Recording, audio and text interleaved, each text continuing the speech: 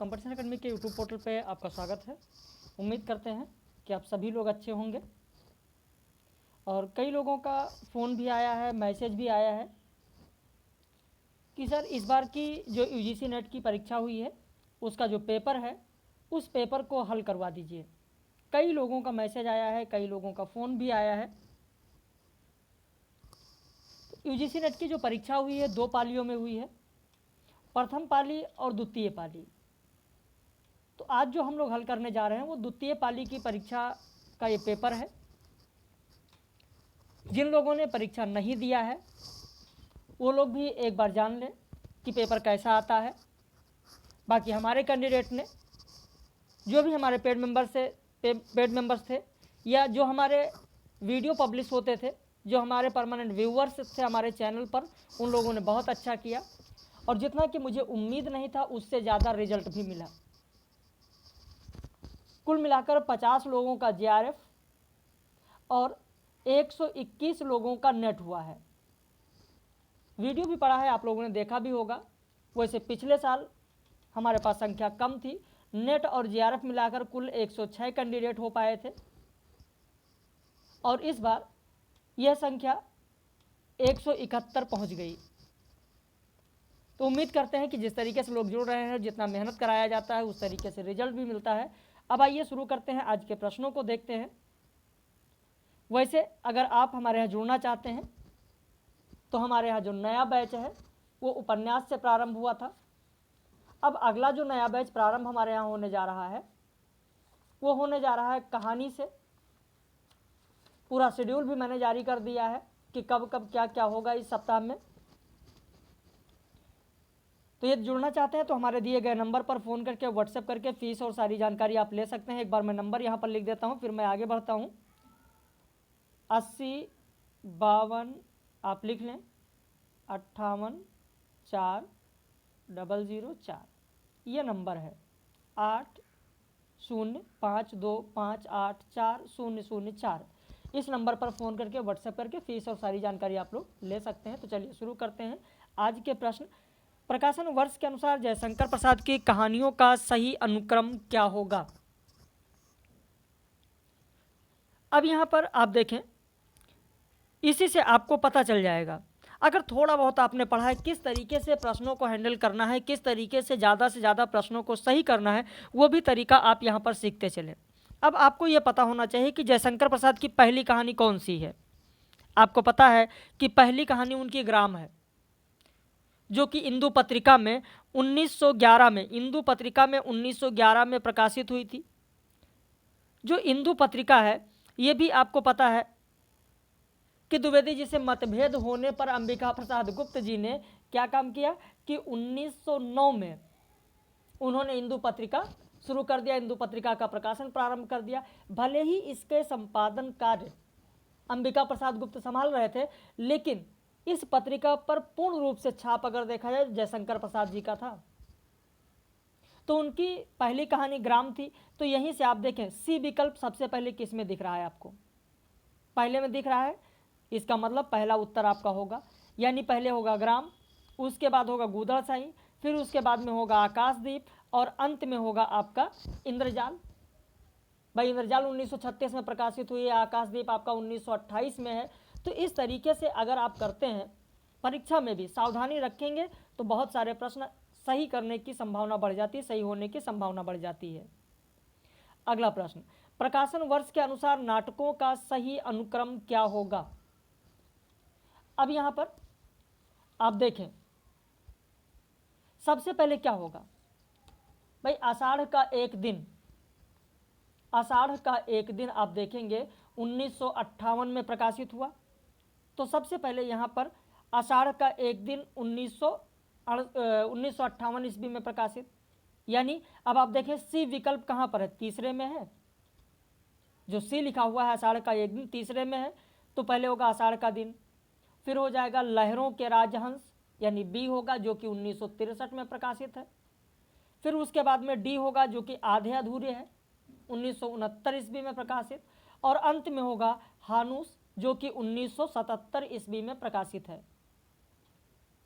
अगला प्रश्न देखें, निम्नलिखित में से भोजराज की पुस्तक कौन सी है? भोजराज की पुस्तक कौन सी है? तो श्रृंगार प्रकाश। कई बार आप लोगों को पढ़ाया गया है, बहुत सारे लोग वीडियो देख रहे होंगे, हमारा जो पब्लिश वीडियो वहाँ पर भी बताया गया है कि श्रृंगार प्रकाश भोजराज की पुस्तक है। बाकी अभिनव भारती, अभिनव भारती तो आप जानते ही अभिनव गुप्त का है। व्यक्ति विवेक आप जानते ही कि व्यक्ति विवेक महिम भट्ट का है, ये भी मैंने आप लोगों को लिखाया था। काव्य कौतुक अभिनव गुप्त का है, ये भी मैंने आप लोगों को लिखाया है। तो यहाँ पर आपका उत्तर होगा श्रृंगार प्रकाश। अब यहाँ पर सूची के साथ सुमेलित करना है, सूची के साथ सुमेलित करना है। देखिए सकटार याद होगा आपको, सकटार, सकटार की कन्या, ये सारी चीज़ें आप लोगों को पता होगा। सकटार चंद्रगुप्त नहीं इतना याद है आपको, गोवर्धन दास याद है जो अंधेर नगरी में है। तो डी का पहला यानी गोवर्धन दास अंधेर नगरी के हैं, तो डी का पहला होना चाहिए। इतना तो याद ही होगा, मान लो कुछ भी नहीं याद है तो गोवर्धन दास को तो याद ही होगा। तो डी का पहला कहाँ मिल रहा है? आप देखें यहाँ पर मिल रहा है, यानी आपका उत्तर होगा चौथा, आपका उत्तर हो जाएगा चौथा, यानी सकटार चंद्रगुप्त ए का चौथा। इसके बाद में महाराष्ट्री, महाराष्ट्री किस में है? भारत दुर्दशा में है। धातुसेन स्कंदगुप्त, यानी ए का चौथा, बी का तीसरा, सी का दूसरा, डी का पहला, तो आपका उत्तर हो जाएगा चौथा। अगला प्रश्न देखें,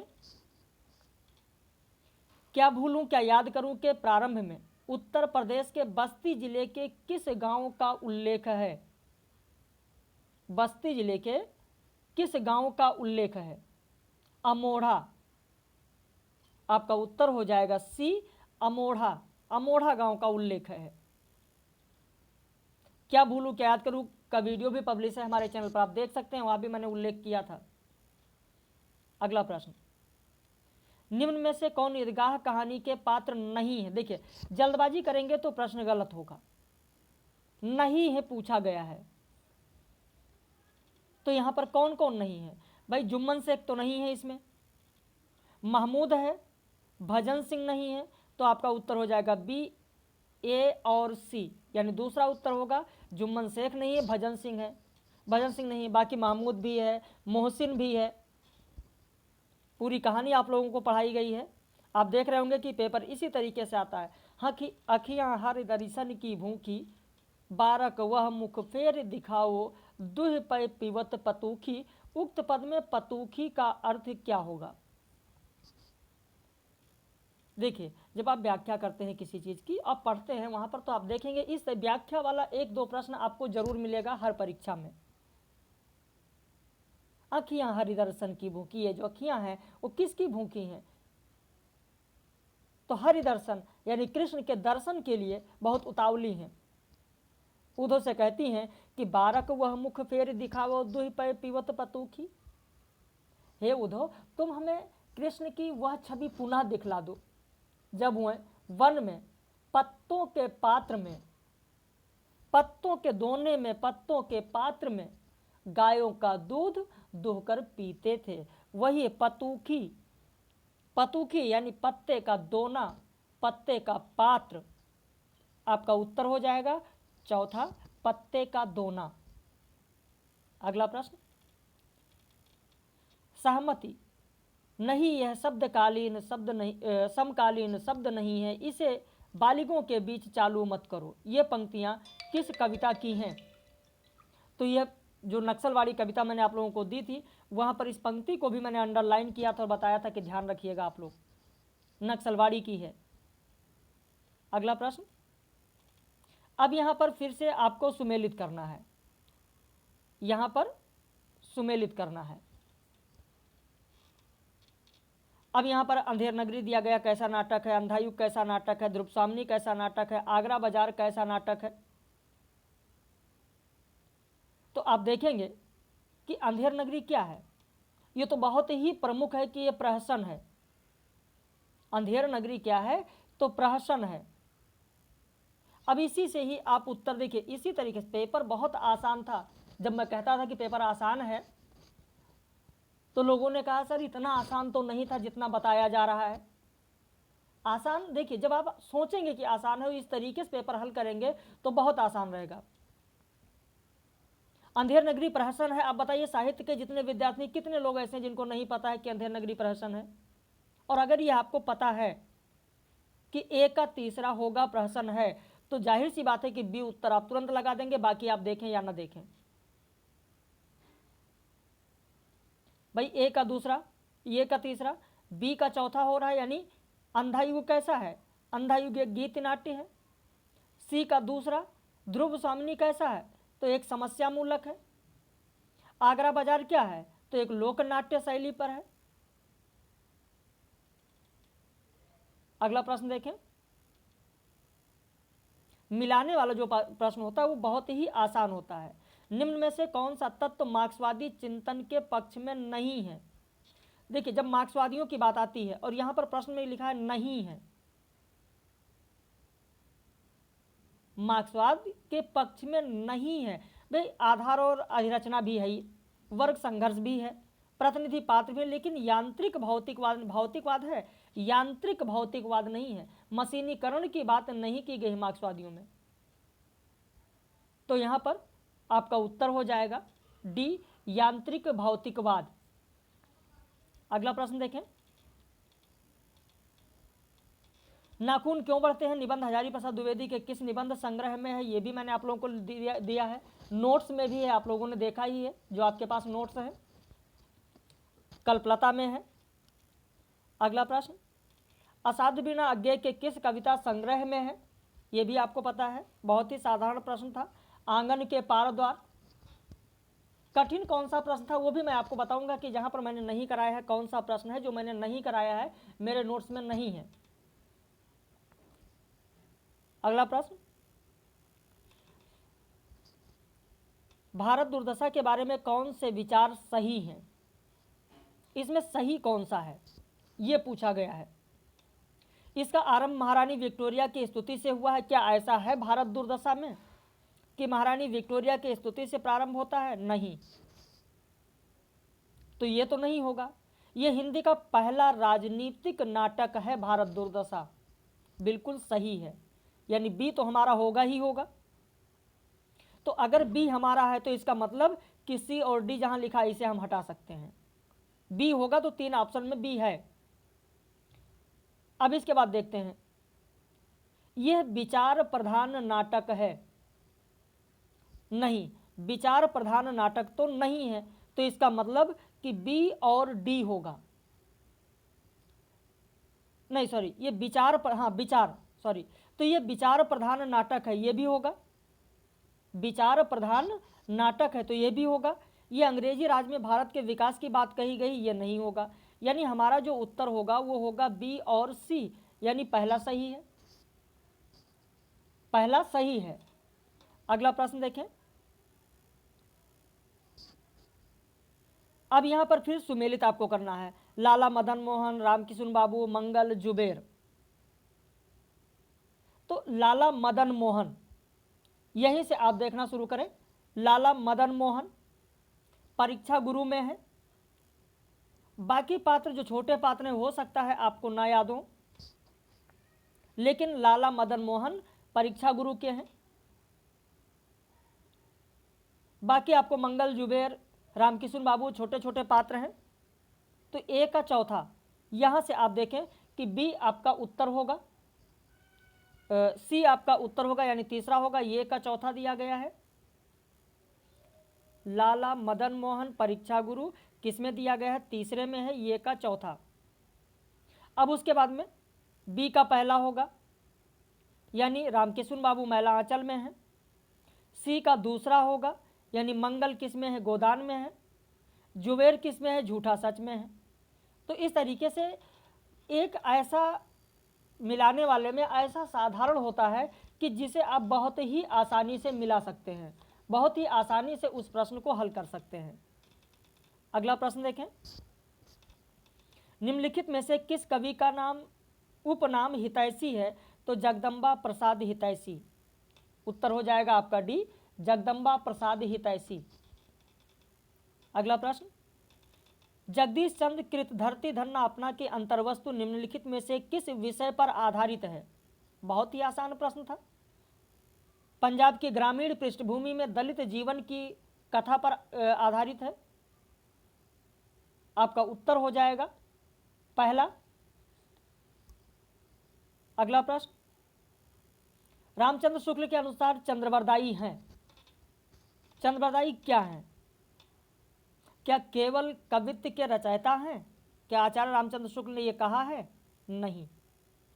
आचार्य रामचंद्र शुक्ल के अनुसार हिंदी के प्रथम महाकवि चंद्रवरदायी हैं।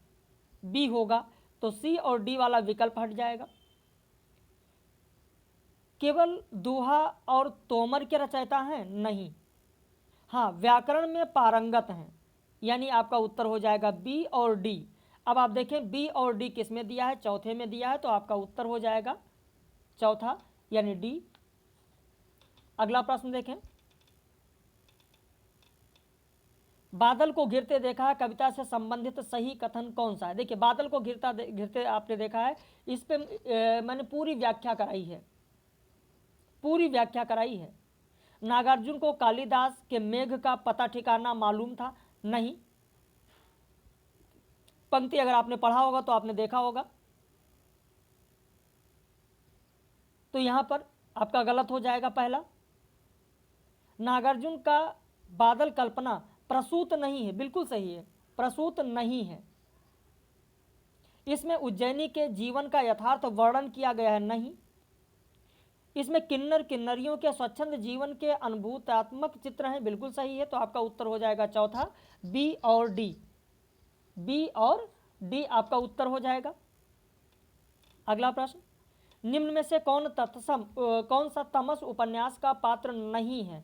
रत्तो तमस उपन्यास का पात्र नहीं है। बाकी इसमें नत्थु भी है, रिचर्ड्स भी हैं, हयात बख्श भी हैं। इसके बाद का प्रश्न देखें, निम्नलिखित में से गोदान उपन्यास में वर्णित गांव कौन सा है? अभी कल की जो लाइव कक्षा मैंने आप लोगों को कराई है, वहां मैंने 3 गांवों का जिक्र किया है। मथुरा कहाँ का रहने वाला है, याद होगा अगर कल आपने देखा होगा, तो 3 गांव हैं, लेकिन यहां पर सिर्फ 2 गांव पूछे गए हैं। एक सेमरी इसमें है और एक वेलारी है, यानी आपका उत्तर होगा बी और सी। भाई राही मासूम रजा का जो उपन्यास है उससे नहीं पूछा गया, फणीश्वरनाथ रेणु का जो उपन्यास है उससे नहीं पूछा गया, यहाँ पर सिर्फ गोदान के बारे में पूछा गया है, तो आपका उत्तर होगा बी सी, सेमरी और वेलारी। अगला प्रश्न, जहाँ न धर्म न बुद्धि नहीं नीत न सुजान समाज, ते ऐसे आपो ही नसें जैसे चौपट राज। अंधेर नगरी में किस चरित्र से इस काव्यात्मक संवाद को कहलवाया गया है? देखिए, इस प्रश्न को आयोग ने, एनटीए ने इस प्रश्न पर सबको साधारण मार्क दे दिया, जनरल मार्किंग हो गई। उसका कारण यह है कि इसमें जो गुरु हैं, जो महंत हैं, वही गुरु हैं, तो महंत भी दिया है, विकल्प में गुरु भी दिया है, तो इसमें पहला भी होगा और चौथा भी होगा, इसलिए इस प्रश्न को हटा दिया गया और जनरल मार्किंग कर दी गई। अगला प्रश्न देखें,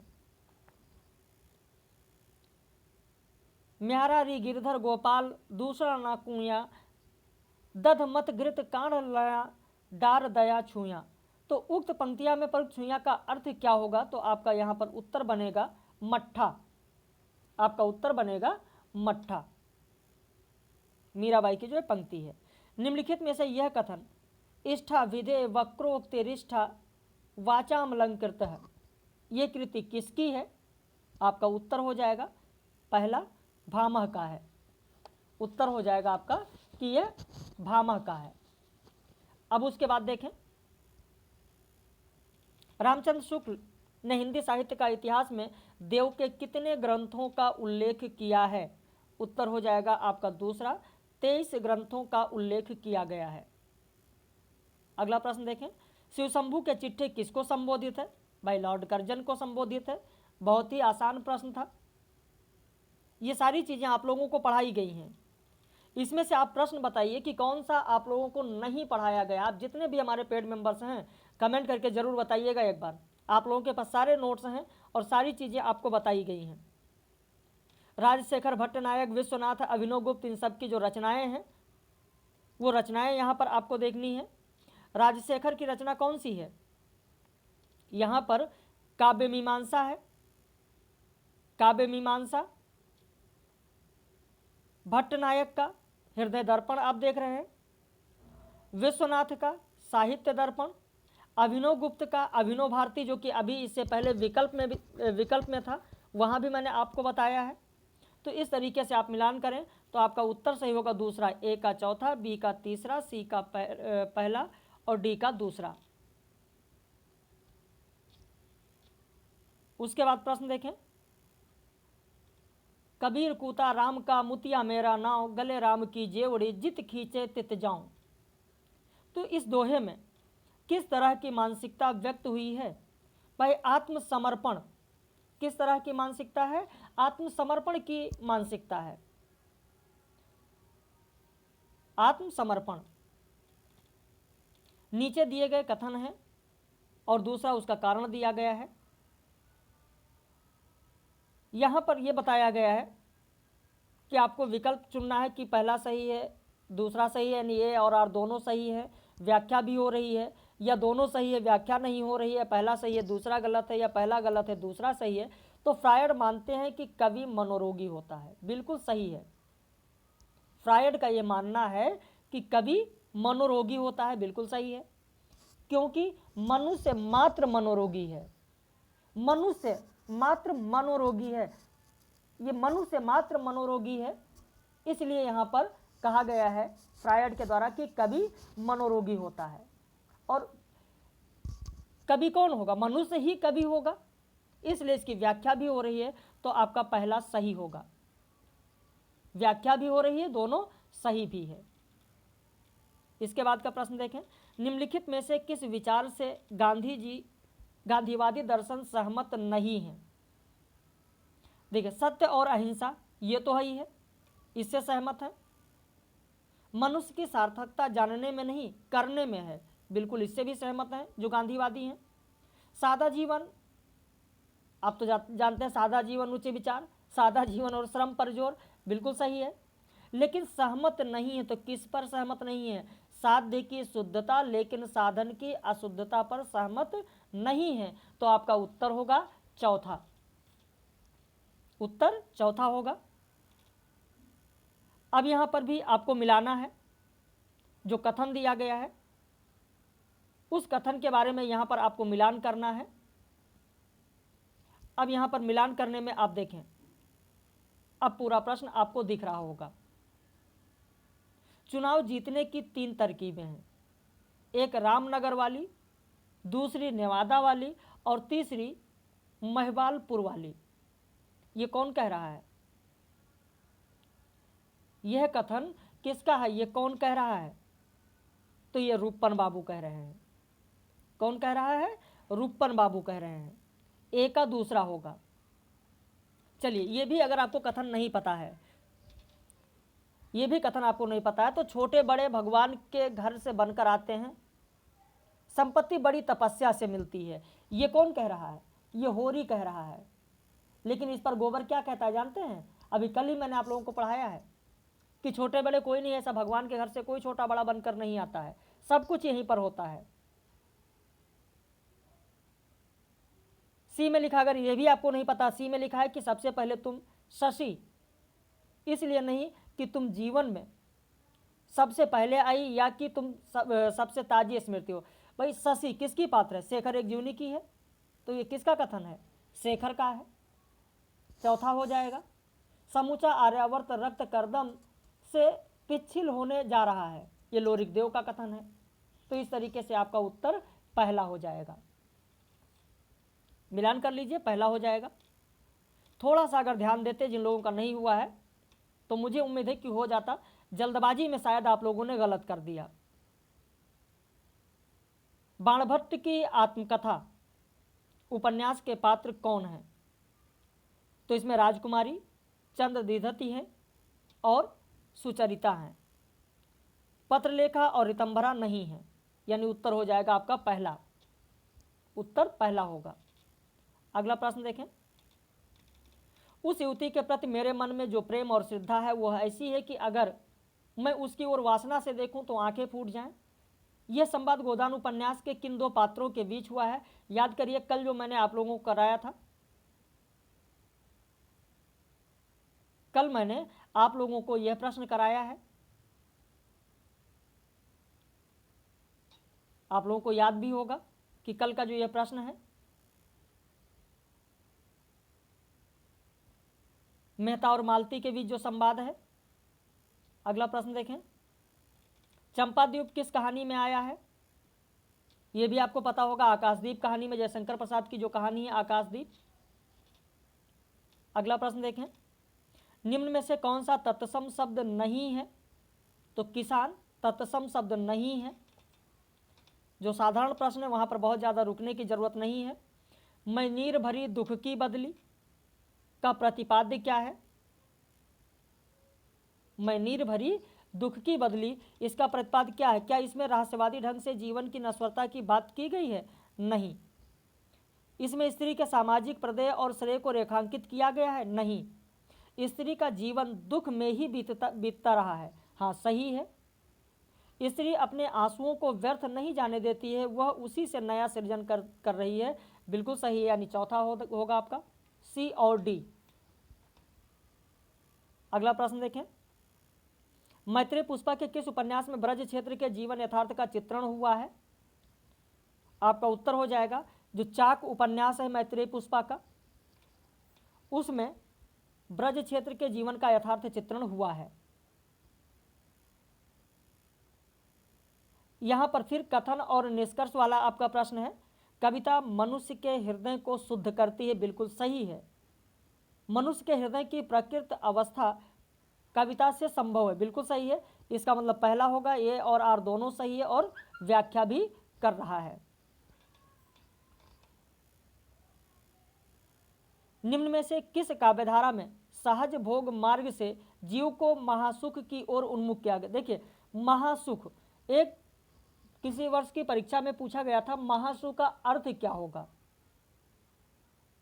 जब सिद्ध साहित्य मैं आप लोगों को पढ़ा रहा था तो वहां पर मैंने महासुख आप लोगों को पढ़ाया है, महासुख का अर्थ भी मैंने आप लोगों को बताया है। यह उत्तर हो जाएगा आपका सिद्ध साहित्य। निम्न में से कौन सी भाषा सामी भाषाओं में शामिल नहीं है? भाई फारसी जो है ये सामी भाषाओं में शामिल नहीं है, बाकी इब्रानी है, हब्सी है, अरबी है, ये सारी चीज़ें हैं, लेकिन फारसी इसमें शामिल नहीं है।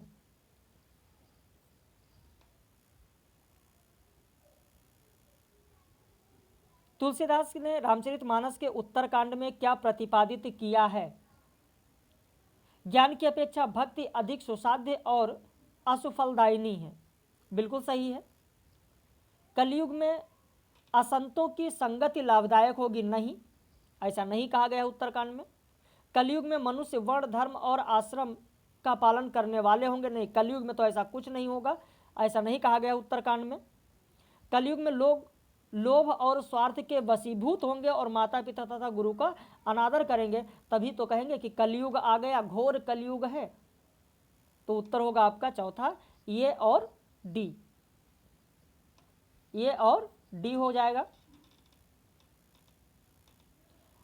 आज के व्यापक सामाजिक संबंधों के संदर्भ में जीने वाले व्यक्ति के माध्यम से ही मुक्तिबोध ने अंधेरे में कविता में अस्मिता की खोज को नाटकीय रूप दिया है। कथन किसका है? नामवर सिंह, रामविलास शर्मा, रमेश कुंतल मेघ, रामस्वरूप चतुर्वेदी। भाई आप सीधे सीधे यहाँ पर ध्यान दीजिए कि अंधेरे में कविता को किसने अस्मिता की खोज कहा है। अगर ये चीज़ आप समझ में आ रहा है आपके, तो इससे बहुत आराम से प्रश्न को पकड़ सकते हैं और बहुत ही आराम से आप सही उत्तर दे सकते हैं। नामवर सिंह। नंदुलारे वाजपेयी के संबंध में सही कथन कौन सा होगा? नंदुलारे वाजपेयी ने प्रसाद पंत और निराला को छायावाद की वृहत्रयी के रूप में प्रतिष्ठित किया है? बिल्कुल सही है। नंदुलारे वाजपेयी ने रामचंद्र शुक्ल की लोकमंगल आलोचना दृष्टि का समर्थन किया? नहीं, गलत है, विरोध किया है। नंदुलारे वाजपेयी छायावादी अथवा स्वच्छंदतावादी आलोचक हैं? बिल्कुल सही है। नंदुलारे वाजपेयी छायावाद के रागात्मक प्रभाव से अप्रभावित हैं? गलत है। तो आपका उत्तर हो जाएगा ए और सी, यानी उत्तर आपका होगा दूसरा, ए और सी। अगला प्रश्न देखें। आज का हिंदी निबंध साहित्य अधिकांश में आलोचना की ओर दौड़ा जा रहा है। आजकल आचार्यत्व की चाह रीतिकाल से कुछ बढ़ी चढ़ी है। यह कथन किसका है?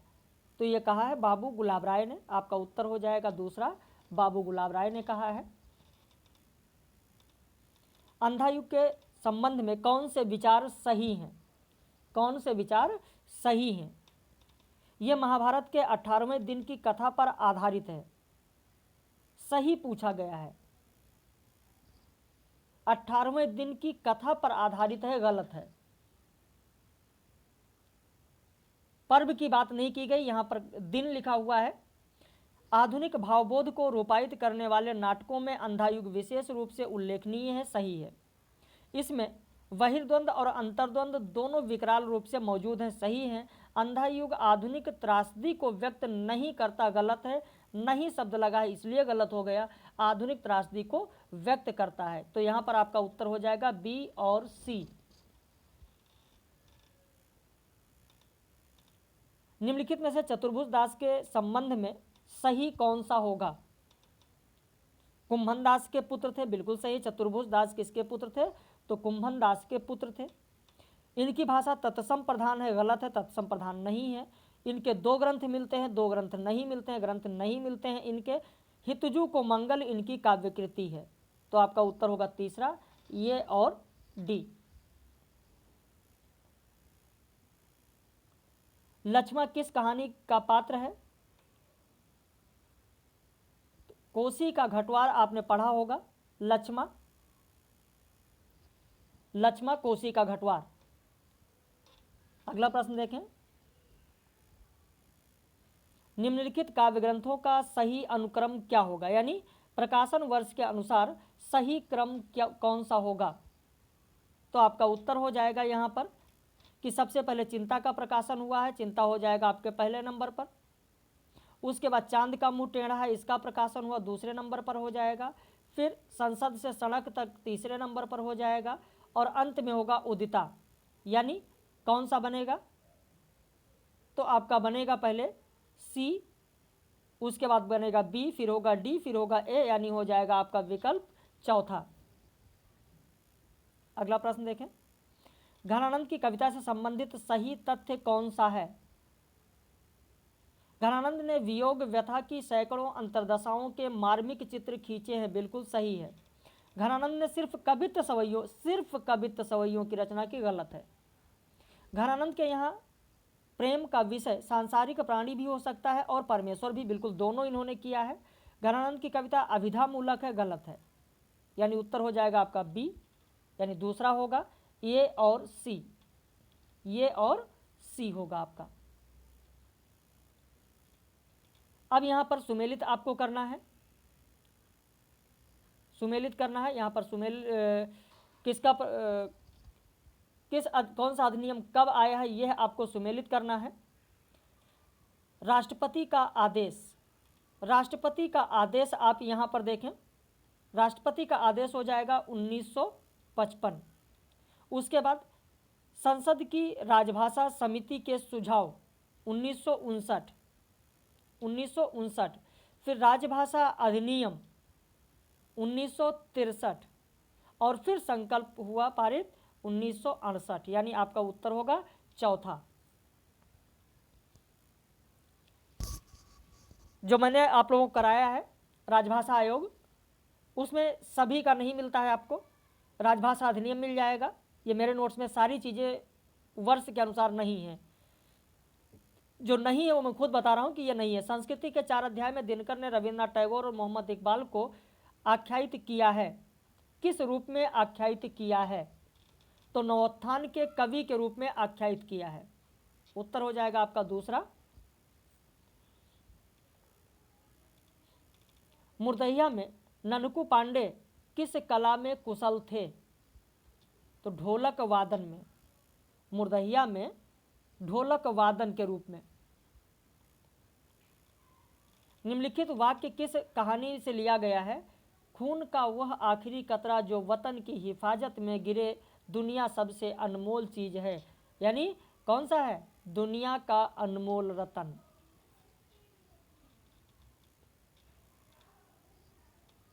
निम्नलिखित में से अभिज्ञान का संबंध किससे है? अभिज्ञान का संबंध किससे है? उत्तर हो जाएगा आपका कथानक से है।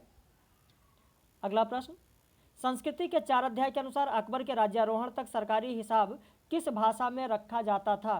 तो सरकारी हिसाब जो रखा जाता था वो हिंदी भाषा में रखा जाता था, हिंदी भाषा में रखा जाता था, ध्यान रखिएगा। आपका बंटी उपन्यास का कथ्य कौन सा है? तो तलाकशुदा पति पत्नी की संतान की समस्या, बिल्कुल ये है इसमें। समकालीन राजनीतिक परिदृश्य नहीं है, राजनीति में प्रवेश मूल्यहीनता नहीं है, दाम्पत्य संबंध का विघटन होता है, यानी आपका उत्तर होगा ए और डी, यानी तीसरा आपका सही होगा, ये और डी होगा।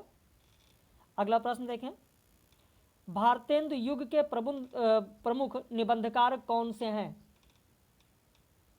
तो काशीनाथ खत्री भी हैं इसमें, काशीनाथ खत्री हैं और राधाचरण गोस्वामी है। उत्तर हो जाएगा आपका सी, यानी तीसरा हो जाएगा, बी और डी, बी और डी होगा।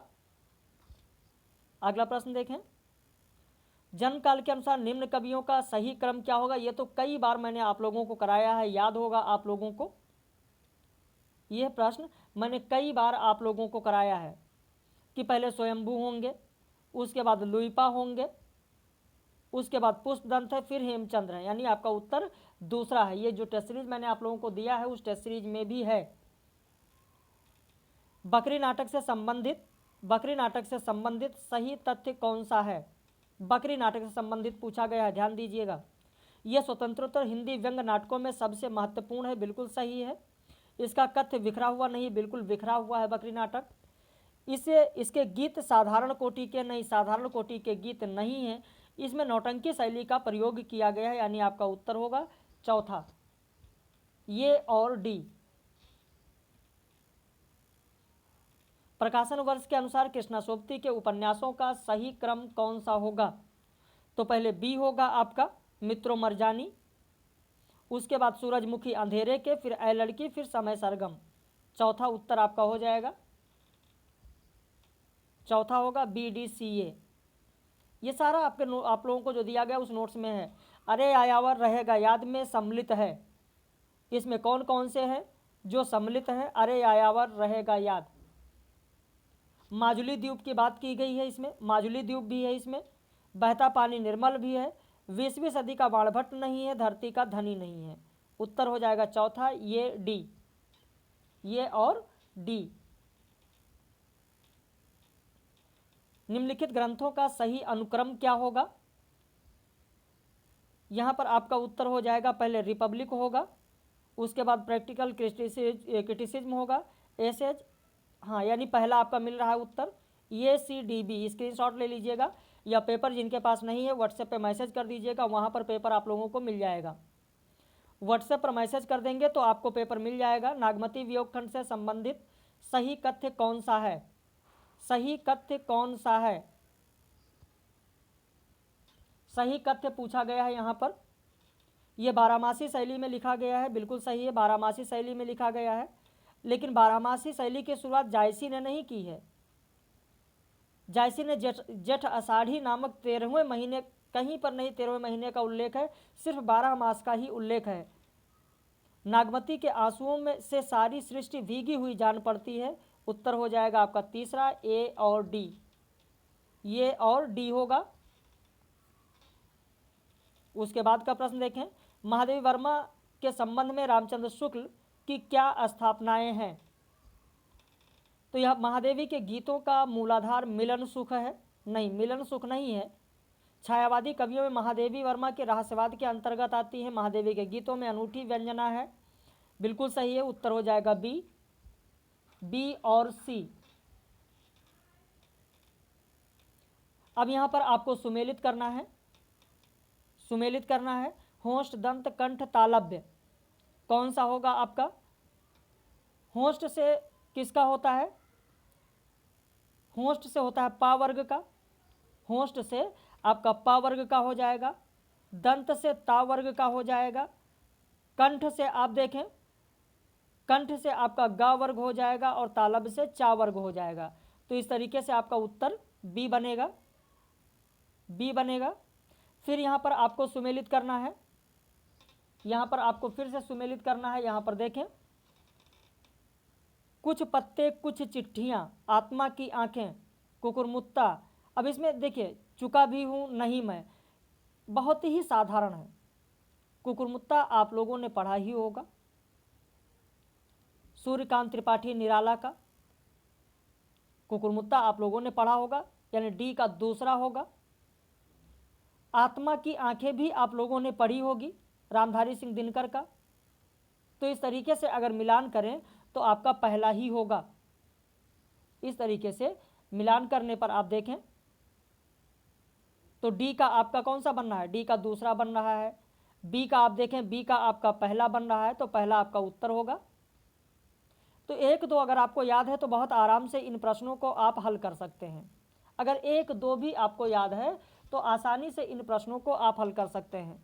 अंधा युग में युत्सु की चिंता क्या थी? भाई मानव भविष्य की रक्षा करना ही तो युत्सु की चिंता रहती है। तो यहां पर आपका उत्तर हो जाएगा सी, यानी तीसरा। परिंदे कहानी के पात्र कौन हैं? परिंदे कहानी में आप देखते हैं कि परिंदे कहानी में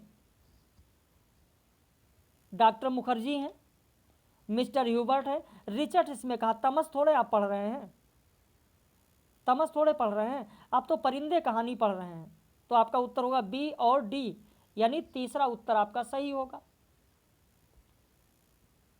उसके बाद में आप देखें, निम्नलिखित में से कौन सा कॉलरिज का ग्रंथ नहीं है? कॉलरिज का, अब यहाँ पर यह प्रश्न भी हटा दिया गया है, क्योंकि कॉलरिज का ग्रंथ द टेबल टॉक भी नहीं है और लेक्चर्स ऑन शेक्सपियर ये भी नहीं है। तो इसलिए इस प्रश्न को भी आयोग द्वारा हटाकर साधारण नंबर दे दिया गया है, जनरल मार्किंग कर दी गई है। निम्नलिखित में से कौन सी नंददास की रचना नहीं है? तो ये केशवदास की रचना है कविप्रिया, नंददास की रचना नहीं है। बस बहुत ज़्यादा प्रश्न नहीं बचे हैं। निम्नलिखित में से पुस्तक और लेखक का सही मेल कौन सा है? अब इसमें सही मेल आपको बताना है। तो सही मेल में केशव की काव्य कला सत्येंद्र गलत है, गुप्त जी की कला कृष्ण शंकर शुक्ल गलत है, पद्माकर की काव्य साधना अखौरी गंगा प्रसाद सिंह सही है, प्रसाद की काव्य साधना रामनाथ लाल सुमन ये भी सही है। यानी उत्तर हो जाएगा आपका सी और डी सुमेलित है, बाकी सही सुमेलित नहीं है। निम्नलिखित में से कमलेश्वर के कहानी संग्रह कौन कौन से हैं? कमलेश्वर के कहानी संग्रह कौन कौन से हैं? विरादरी बाहर नहीं होगा, राजा निर्वंशिया कमलेश्वर का है। ठसक भी नहीं है, कस्बे का आदमी है। यानी बी और डी होगा आपका, बी और डी। अगला प्रश्न, घनानंद की कवित्व में निम्नलिखित में से कौन सी विशेषता नहीं पाई जाती है? जल्दबाजी जिन लोगों ने किया है उन लोगों ने इस प्रश्न को गलत कर दिया है। संधा भाषा इनमें नहीं है, घनानंद में नहीं पूछा गया है। और जिन लोगों ने जल्दबाजी किया है तो किसी ने भाषा की लाक्षणिकता लगा दिया, किसी ने उक्त वैचित्र लगा दिया, किसी ने भाषा की व्यंजकता लगा दिया है, लेकिन नहीं शब्द पर ध्यान नहीं दिया जिन लोगों ने, उनका प्रश्न गलत हो गया है। अगला प्रश्न देखें, यहाँ पर फिर से कथन और निष्कर्ष का दिया गया है। कल्पना काव्य का अनिवार्य साधन है, बिल्कुल सही है, क्योंकि कल्पना काव्य में साध्य नहीं, क्योंकि कल्पना काव्य में साध्य है इसलिए गलत है। हाँ, कल्पना काव्य का अनिवार्य साधन है, लेकिन ये नहीं कहा जा सकता कि कल्पना काव्य में साध्य है। तो आपका उत्तर हो जाएगा ये सही है, लेकिन आर सही नहीं है। इसके बाद का आप प्रश्न देखें, प्रकाशन वर्ष के अनुसार श्रीलाल शुक्ल के उपन्यासों का सही क्रम कौन सा होगा? तो पहले हो जाएगा सूनी घाटी का सूरज, सूनी घाटी का सूरज हो जाएगा, फिर मकान हो जाएगा, उसके बाद में पड़ाव, पहला पड़ाव होगा, फिर विश्रामपुर का संत होगा। यानी उत्तर आपका होगा सी, सी बी डी ए, तीसरा उत्तर हो जाएगा सी बी डी ए। लिख लीजिए, बाकी नोट्स में सबका प्रकाशन वर्ष मैंने लिख दिया है जो आप लोगों के पास है। यहाँ पर फिर से आपको सुमेलित करना है, यहाँ पर आपको सुमेलित करना है। देखें, लहना सिंह, लहना सिंह किसमें है? उसने कहा था, एक से ही आपको मिल जाएगा। ए का चौथा देखिए किसमें दिया है? चौथे में दिया है, ए का चौथा होगा। पीर बख्श किसमें है? पर्दा कहानी में। हो सकता है आपको ना पता हो, आपने ना पढ़ा है, लेकिन लतिका को तो आपने पढ़ा ही होगा, लतिका को तो आपने पढ़ा होगा परिंदे कहानी में। चीफ की दावत में सामनाथ को आपने पढ़ा ही होगा। तो इस तरीके से अगर आप ध्यान दें, जल्दबाजी ना करें तो प्रश्न गलत नहीं होगा। अब उसके बाद में अगले प्रश्न पर आते हैं हम लोग। कमलेश्वर ने नई कहानी के बारे में क्या कहा है? यह भी प्रश्न आपको हमारे नोट्स में नहीं मिलेगा, नहीं है। नई कहानी आग्रहों की कहानी नहीं है,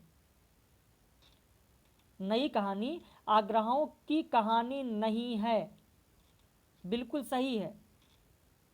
यह कमलेश्वर ने नई कहानी के बारे में कहा है। उसमें विभिन्न स्तरों पर आज के यथार्थ को ही पकड़ने की चेष्टा है, कमलेश्वर ने नहीं कहा है। हाँ, कमलेश्वर ने यह कहा कि उसका केंद्रीय पात्र है जीवन को वहन करने वाला व्यक्ति। तो आपका उत्तर हो जाएगा तीसरा, ए और सी सही है, ये और सी सही है। निम्नलिखित में से इतिहास दर्शन से मूलतः संबंधित विचारक कौन है? आपका उत्तर हो जाएगा वादलेयर हैं, वादलेयर। प्रकाशन वर्ष के अनुसार प्रेमचंद की कहानियों का सही क्रम कौन सा होगा? ये भी आप लोगों को पता ही होगा कि सबसे पहले पंच परमेश्वर होगा, फिर बूढ़ी काकी है, फिर उसके बाद में सवा शेर गेहूँ, फिर प्रेरणा। उत्तर हो जाएगा आपका चौथा, चौथा हो जाएगा। प्रेमचंद की जो कहानियों की लिस्ट आप लोगों को दी गई है वो प्रकाशन वर्ष के अनुसार है। अब उसके बाद में यहाँ पर आप देखें, सुमेलित करना है, पंक्तियाँ दी गई हैं। भाई अगर कुछ नहीं पता है तो ये तो आपको पता है कि बीती विभावरी जागरी, बीती विभावरी जागरी किसकी है? इसमें क्या कहा गया है? तो बीती विभावरी जागरी, इसमें आप देखेंगे तो ये जागरण गीत है। बीती विभावरी जागरी क्या है? जागरण गीत है, यानी बी का आपका पहला होगा। तो बी का पहला होगा तो इस तरीके से आपने पहला विकल्प हटा दिया, दूसरा विकल्प हटा दिया। अब उसके बाद आप देखें, कीर का प्रिय आज पिंजर खोल दो, आज पिंजर खोल। कीर का प्रिय, प्रिय प्रियतम प्रियतमा की बात हो रही है, यानी स्त्री जागृति की बात की गई है। तो ए का दूसरा होगा। अब ए का दूसरा क्या आपको मिल रहा है? तीसरे में नहीं मिल रहा है। तो इस तरीके से आसान तरीके से आपने प्रश्न का उत्तर खोज लिया कि चौथा होगा। फिर उसके बाद में अगले प्रश्न पर आते हैं। ध्रुव स्वामिनी, ध्रुव स्वामिनी का प्रतिपाद्य क्या होगा? स्त्री पुरुषार्थ का ढोंग ना करें, विश्व भर में सब काम सबके लिए नहीं है, गलत है, ये इसके लिए नहीं है।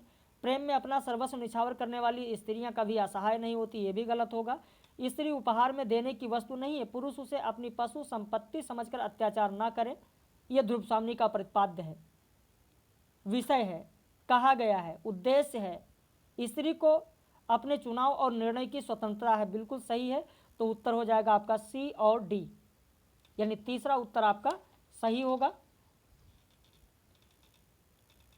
जन्म के अनुसार निम्नलिखित रचनाकारों का सही क्रम कौन सा होगा? जन्म के अनुसार रचनाकारों का सही क्रम कौन सा होगा?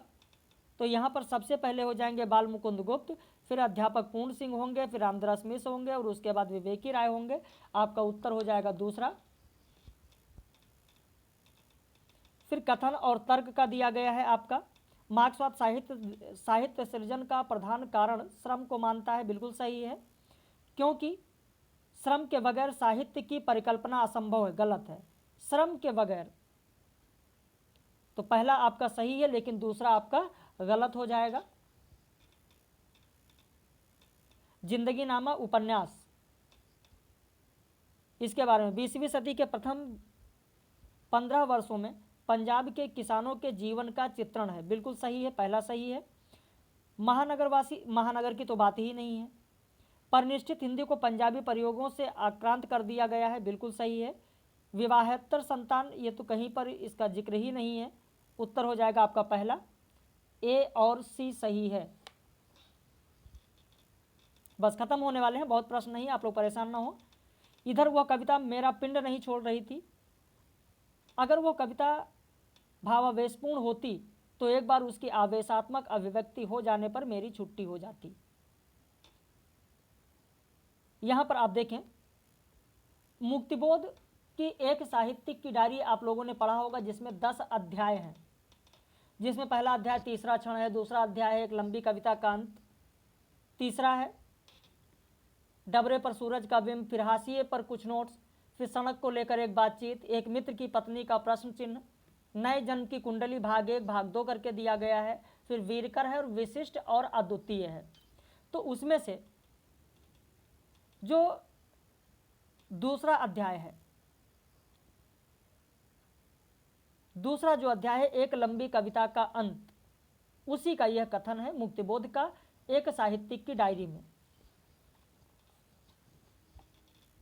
फिर देखें अगला प्रश्न, प्रकाशन वर्ष के अनुसार जयशंकर प्रसाद के नाटकों का सही अनुक्रम कौन सा होगा? तो यहां पर हो जाएगा आपका उत्तर चौथा, CADB, कहीं पर लिख लीजिएगा CADB। पार्वती, सुखदेव, दौलतराम और छोटे निम्नलिखित में से किस कथाकृति के पात्र हैं? आपका उत्तर हो जाएगा D यानी चौथा, देवरानी जेठानी की कहानी। फिर उसके बाद में कथन दिया गया है, कथन निष्कर्ष है। जाक दरेदा का मानना है कि पाठ का अर्थ पाठक तय करता है, बिल्कुल सही है, क्योंकि पाठक के मन की भिन्नता के कारण पाठ बहुलार्थी होता है, ये भी सही है और व्याख्या भी हो रहा है। आपका पहला उत्तर हो जाएगा, उत्तर हो जाएगा पहला। अब उसके बाद में देखते हैं, मेरी तिब्बत यात्रा की भाषा शैली की विशेषताएं कौन सी हैं?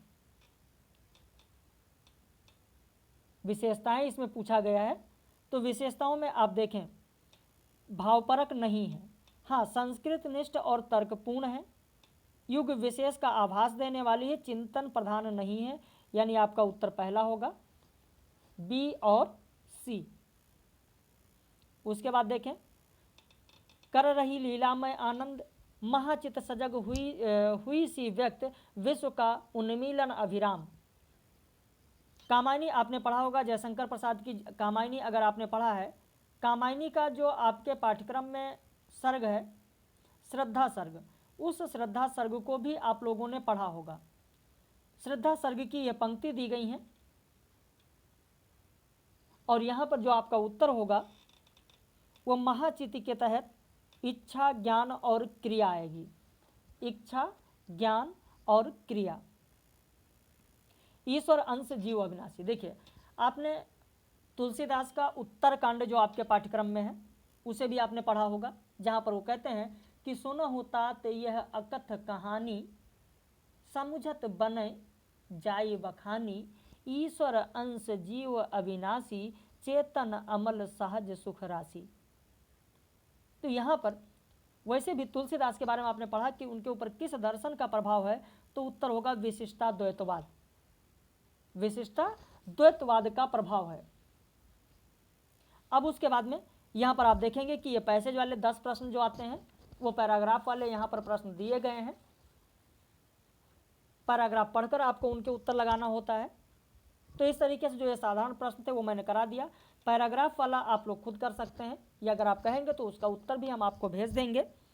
बाकी यदि आप हमारे साथ जुड़ना चाहते हैं, हमारे बैच में जुड़ना चाहते हैं, ज्वाइन करना चाहते हैं, तो हमारे इस नंबर पर 8052 यहाँ पर यह नंबर लिख दे रहे हैं, इस नंबर पर आप फ़ोन करके व्हाट्सएप करके फीस और सारी जानकारी ले सकते हैं। लेकिन एक चीज़ ध्यान रहे, अगर आप हमसे जुड़ना चाहते हैं, जुड़ रहे हैं, तो एक चीज़ प्रण कर लीजिएगा कि अलग से कोई पुस्तक आपको नहीं पढ़नी है। जितना नोट्स आपको हम उपलब्ध कराएंगे, जितना video lecture, live class, test series देंगे, सिर्फ वही आपको करना है। और पूरी ईमानदारी के साथ अगर आपने कर लिया तो 100% ये मेरी गारंटी होगी कि आपको प्रश्न लगभग वहीं से मिल जाएंगे, यानी इतने प्रश्न जितने में आप JRF क्वालिफाई कर लें। भाई 100% प्रश्न नहीं मिलेंगे, मैं ये नहीं कह रहा हूँ, लेकिन हाँ इतने प्रतिशत प्रश्न मिलेंगे कि 100% ये गारंटी है कि आप JRF कर सकते हैं। ये मेरी जिम्मेदारी होगी। बाकी जिम्मेदारी आपकी है। जो मैं करा रहा हूँ उसे आप कर पा रहे हैं, नहीं कर पा रहे हैं, परीक्षा में हल कर पा रहे हैं, नहीं कर पा रहे हैं, ये आपकी जिम्मेदारी है। मार्गदर्शन करना, आपको नोट्स उपलब्ध कराना, वो मेरी जिम्मेदारी है। प्रश्न मिलेंगे, ये मेरी गारंटी है। इतने प्रश्न जितने में आपका जीआरएफ हो जाए, जितने में आपका जीआरएफ हो जाए, इतने प्रश्न, 100% प्रश्न नहीं, 100% गारंटी होगी कि हाँ प्रश्न मिलेंगे और इतने मिलेंगे कि आपका जीआरएफ हो जाएगा। तो जो नया बैच हमारा है वो कहानी से फिर शुरू होगा। हर इकाई से नया बैच शुरू होता है, एडमिशन प्रारंभ है। यदि आप भी जुड़ना चाहते हैं तो इस नंबर पर आप संपर्क कर सकते हैं। बाकी प्रथम पाली का जो प्रश्न पत्र है, अगर आप में से किसी के पास है तो भेज दीजिए, मैं उसे भी हल करा दूंगा कल। इसी व्हाट्सएप पे आप भेज दीजिएगा तो हम लोग फिर मिलेंगे। अगर पेपर आप लोग भिजवा देते हैं तो कल परसों तक कोशिश करेंगे, जैसे समय मिलेगा आप लोगों को ज़रूर मिल जाएगा।